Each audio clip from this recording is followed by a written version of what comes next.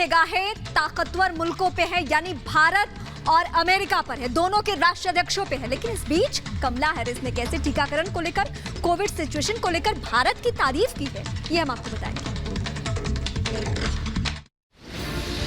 भारत के कोरोना टीकाकरण की गूंज अब पूरी दुनिया में सुनाई दे रही है। दुनिया के तमाम मुल्क इस बात को स्वीकार कर रहे हैं कि कोरोना महामारी के दौर में भारत ने न सिर्फ जरूरतमंद देशों की मदद की, बल्कि अपने नागरिकों की रक्षा के लिए युद्ध स्तर पर टीकाकरण किया।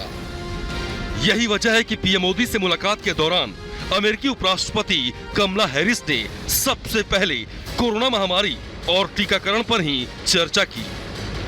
कमला हैरिस ने महामारी के दौरान भारत को अमेरिका की ओर से दी गई मदद का जिक्र करते हुए भारत में चलाए जा रहे टीकाकरण पर खुशी जाहिर की।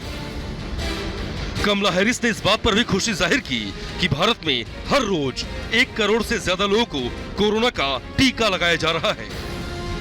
अमेरिकी उपराष्ट्रपति ने इस बात का भी स्वागत किया कि अब भारत फिर कोरोना वैक्सीन का निर्यात कर पाएगा। India was a vital source of vaccines for other countries. When India experienced a surge of COVID in the country, the United States was very proud to support India in its need and responsibility to vaccinate its people. And I welcome India's announcement that it will soon be able to resume vaccine exports. It is of particular note and admiration that India, I'm told, is currently vaccinating approximately 10 million people a day as of today. Corona के टीकाकरण पर भारत की प्रशंसा के बाद अब बारी PM Modi की थी। पीएम मोदी ने महामारी के दौरान अमेरिकी मदद का तहे दिल से स्वागत किया। पीएम मोदी ने कहा कि संकट की घड़ी में सिर्फ सच्चा और सबसे अच्छा दोस्त ही ऐसी मदद कर सकता है। पीएम मोदी ने कमला हैरिस को भारत आने का निमंत्रण दिया।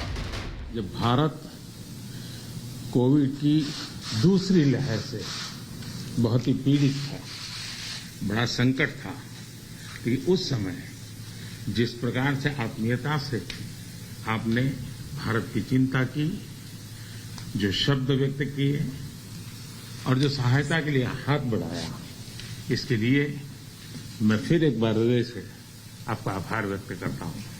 आपने एक सच्चे मित्र की तरह बहुत ही संवेदना भरा और सहयोग का संदेश दिया था। अब आपको बताते हैं कि आखिर क्यों भारत के कोरोना टीकाकरण का डंका पूरी दुनिया में बज रहा है। दरअसल भारत में देशव्यापी टीकाकरण अभियान 16 जनवरी को शुरू किया गया। पहले चरण में स्वास्थ्य कर्मियों को वैक्सीन दी गई। इसके बाद अग्रिम मोर्चे के कर्मियों का टीकाकरण 2 फरवरी से शुरू हुआ। 1 मार्च से अगला चरण शुरू हुआ, जिसमें 60 साल से अधिक के लोगों और बीमारियों से पीड़ित 45 साल से अधिक के लोगों को टीके की खुराक दी गई। 1 अप्रैल से 45 साल से अधिक के सभी लोगों का टीकाकरण शुरू हुआ।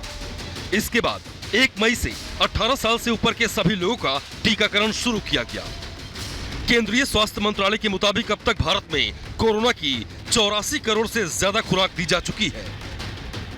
यही नहीं, 17 सितंबर को पीएम मोदी के जन्मदिन के मौके पर भारत ने एक दिन में 2.5 करोड़ से ज्यादा टीका लगाने का विश्व रिकॉर्ड भी बना दिया।